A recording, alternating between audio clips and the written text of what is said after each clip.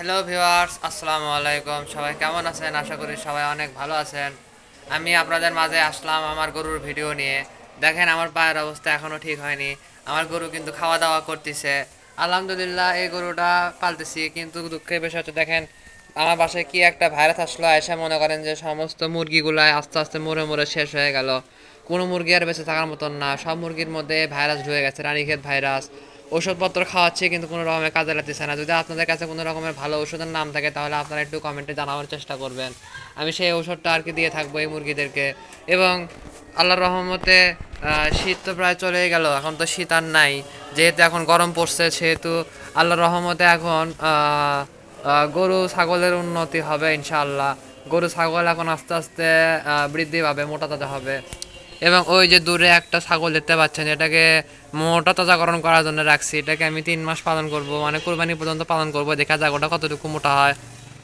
ওটা কিন্তু একটা মেয়ে ছাগল, তারপর ওকে কিন্তু খাওয়া দাওয়া কিন্তু 100 দেওয়া হচ্ছে, কোনো রকমের সমস্যা নাই।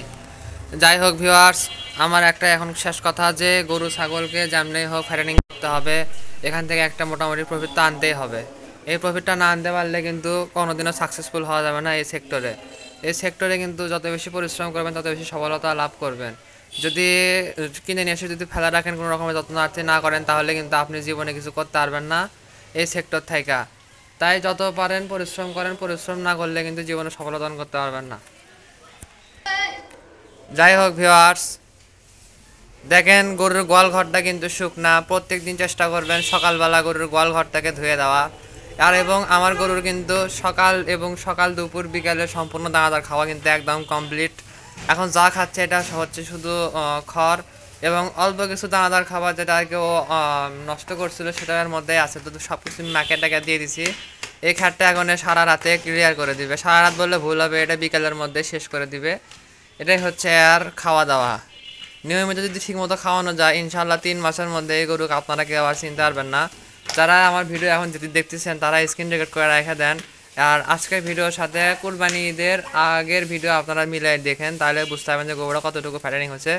হ্যাঁ, যদি হায়াতে বেঁচে থাকে, সুস্থ সবল থাকে তাহলে সম্ভব, তা না হলে কিন্তু সম্ভব না ভিউয়ার্স।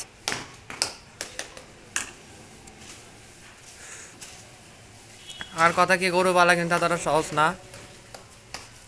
গরু পালতে গেলে কিন্তু কম বেশি ক্ষতি হয়, যেমন আমার পায়ে তার চাক্ষুষ প্রমাণ। হাটে গেলে যে খালি সাধারণ লাত্তি মারে তা কিন্তু না, লাত্তির মতন লাত্তি মারলে কিন্তু অবস্থা কিন্তু খারাপ হয়ে যায়। এটা একদম সত্যি একটা কথা। তাই সাবধানে কাজ করা উচিত। সাবধানে হাটে যাবেন, হাটে গেলে একটু চোখ কান খোলা রাখবেন। আশেপাশে মানে পা দেওয়ার আগে ভাববেন যে সামনে কি এই গরুটাকে আমার কোনো ক্ষতি করতে পারে, মানে একটু বুদ্ধি করে চলাফেরা করবেন। তা না হলে তো আমার মতন প্লাস্টার করে বসে থাকতে হবে, এছাড়া কোনো অপশন থাকবে না। এটা আমি অগ্রিম বলে রাখলাম। আমার আমার দেখা, আমার সাথে আমার ঘটনা এর আগে জীবনে হয়নি। আমি মনে করেন যে ঘুরে বেড়াচ্ছি পাড়া বাংলা, আড্ডা মারে বেড়াচ্ছি, বিভিন্ন যাওয়া আসা করছি, কিন্তু কখনো আমার পা এরকমভাবে ক্ষয়ক্ষতি হয়নি। কিন্তু দুঃখের বিষয় শেষ পর্যন্ত কি চার পাওয়া জিনিস কিনবার যায় একবারে খাম হয়ে চলে আসলো। কতও শরম লাগে, হাসিও লাগে, লজ্জাও লাগে।